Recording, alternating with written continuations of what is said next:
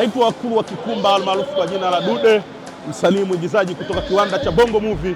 Napenda kuwafahamisha Watanzania kwa ujumla, Wazanzibari kutoka bara huko, tujitokeze kwa wingi siku ya tarehe 29, tupige kura kwa amani. Tukishapiga kura turudi nyumbani, tutulie, tusubiri matokeo. Ewe Mtanzania, kumbuka nchi yetu imebarikiwa amani, utulivu na ni nchi mfano wa kuigwa katika nchi zilizopo duniani. Kwa hiyo tusiharibu amani yetu kwa haya yanayotaka kufanyika.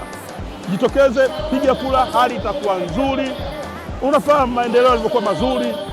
Mfano hapa Zanzibar, Dr. Hussein Mwinyi amefanya mambo makubwa mengi mazuri.